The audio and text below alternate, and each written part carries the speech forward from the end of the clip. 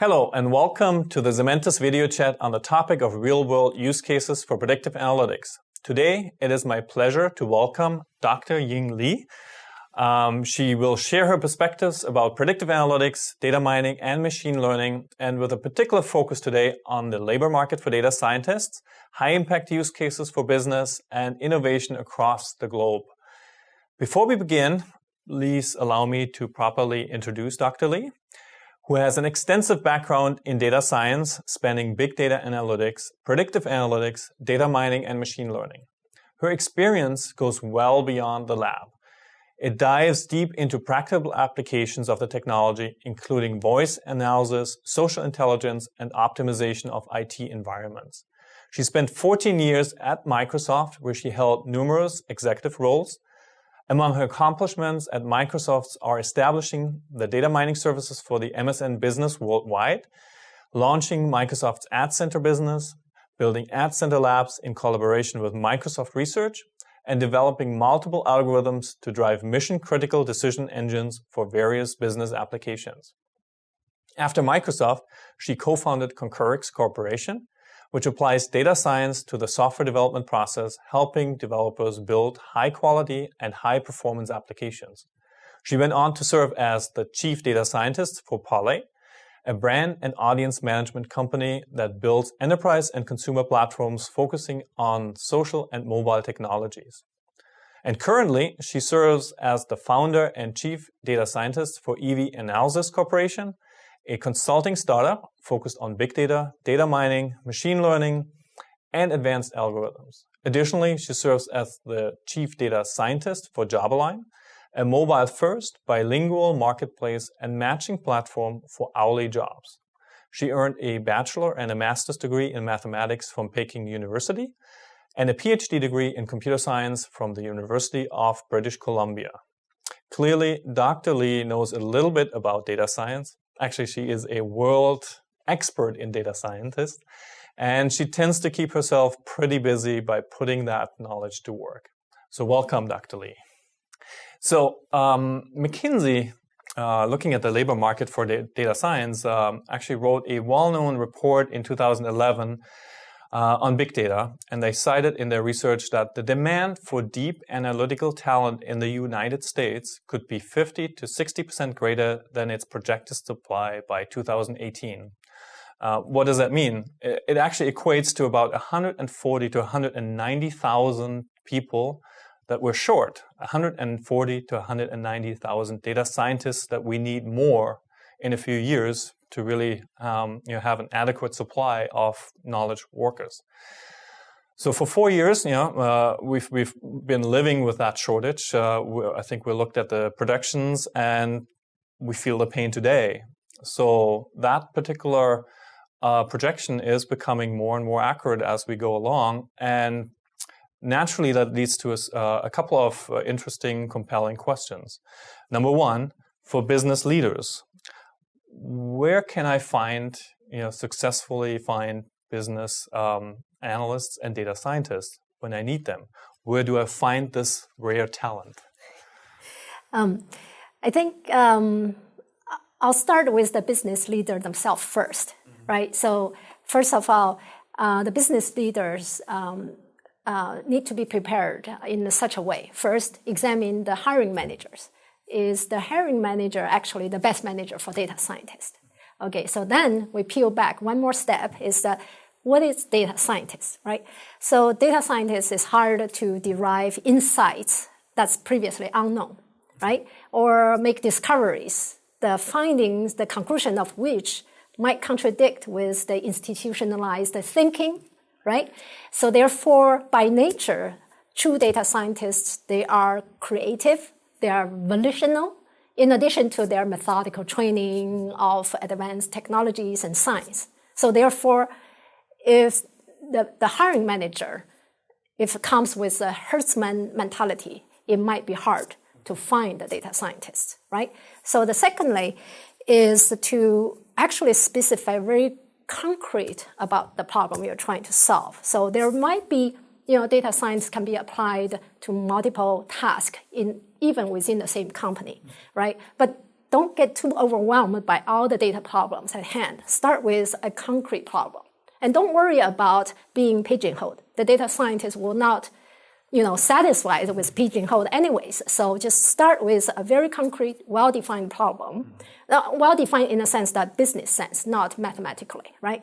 So then with that, in the meantime, also be very clear about whether, what you're going to do with the findings, the results of the data scientists. This needs to be prepared ahead of time when you start to find data scientists, right? So, because the data scientists by nature, they coming in, they will, apply their creativity, their knowledge to the problem, and they will help expand the task at hand. So don't worry too much about it. And so therefore don't write a job description that's very generic. On the business side, it's difficult enough to find data scientists. So let's look at the other side, the data scientists themselves. So for someone who aspires to become a data scientist, what does it take?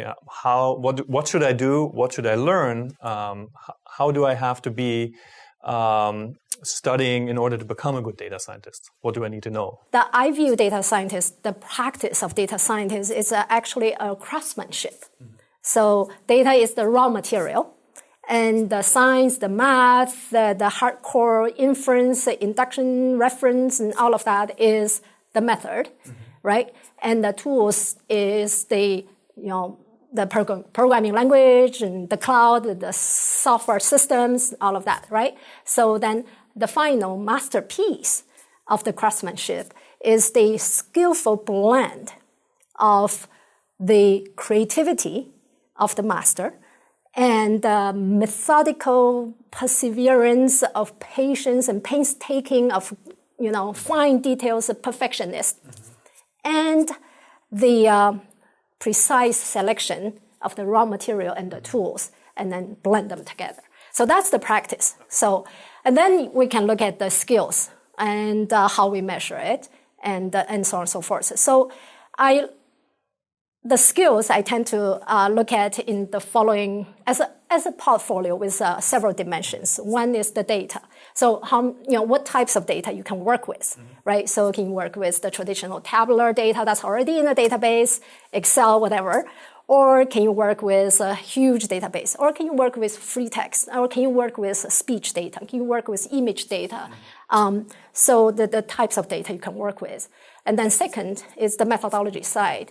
The types of algorithms that you can be skillfully and really understand and be able to know the assumptions that went into the algorithm and also know the implication of the result. And that's the algorithm side. And then thirdly, how easy you can use the tools and select the right tools. Yeah, I mean, that's a very, I think, intense description of, I think, the art form of data science. And art and science actually have to go together here. Yes. Which is, as you said, multiple dimensions of skill sets that are very hard to obtain. And it takes, I think, a very rigorous curriculum to become a good data scientist on one side, because you need to fundamentals of science, but at the same time you have to be open and flexible to look at the art form and the craftsmanship, as you put it, really well. And I also like the time to insight dimension specifically. I mean, that's one thing that we always see in our business is you can create models, but how fast can you create models? And then how fast can you take those models into production? How fast can you deploy them and actually utilize them on your business decision? Because if the model ages, you don't want to wait 6 months to deploy it. You want to use it today, right? Or tomorrow, the latest. Right. So, and I think for that is actually those questions. It sounds like a balance, right? So therefore, I actually have also developed a set of principles to help guide this development. A data scientist. So I call it the QUEST principle. So 5 letters, QUEST, right? Okay. Q is the question. You start with question, right? So, don't start with, this algorithm or this piece of code. Don't start with this. Start with the question you want to ask to the data. What questions you want to ask to the data? What questions you want to get the answer for, right? That's Q. Yeah. And U is unknowns. what is the unknown, right? What do you know that you do not know, right? So try to figure that out, right? So E stands for exploration, explore. Look at data from multiple different perspectives. Drill up and down and cross, even drill outside, meaning, get some external data to enrich your own data, right? So that's E. S is, I can go on. So S is the science versus scrappiness, right? So this is a very fine balance. On one hand, hold the highest standard of science, right? But in the meantime, especially where I come from recently, more in the startup world where speed really matters. So you be willing to go scrappy, but intentional, not blindly. Right. At least the T. Yes. Okay. The last quest. Yes. The T is truth. Okay. So we're here asked after the truth, but the truth about the world, not the truth about data. So the truth about data is like, oh, here's the chart. So that's the truth about data. So, but that's helpful, but that should not be generalized to be a truth about the world. Right? So therefore, as data scientists, we should strive for the truth about the world and make predictions, not predicting your own data, but predicting the real world. So that's the principle. We've looked at data scientists and how they operate today. So there's technology now that advances very quickly, and we have companies that build models automatically, tools that build models automatically. So is there maybe an opportunity for us to get rid of the data scientists' need in the future so that more and more models can be automatically built? We don't have to worry about it. The technology will do it for us. Or is that just a false hope for us, and we'll never see the demand for data scientists actually be reduced through tools like that? Yeah.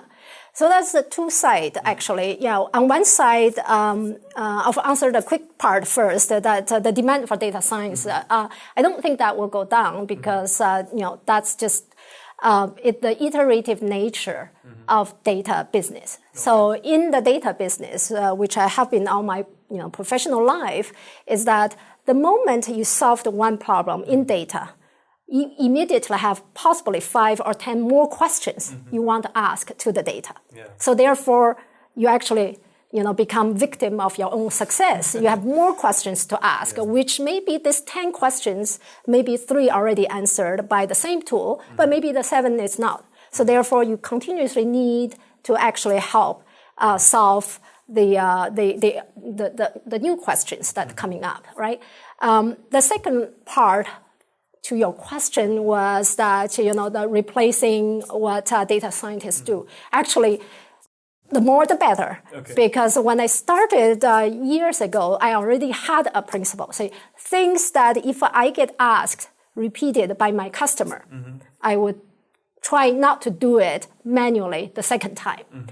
That's a high hope, right? So every data scientist will welcome the actual reality of lots of things being automated. So, but the new challenge will come for sure, and then we will need to iterate. Yeah, I think as we move as data scientists from kind of industry to industry, there's a lot of education that has to happen as well. So it's not just, okay, here's press the button, out comes the algorithm that solves all your problems.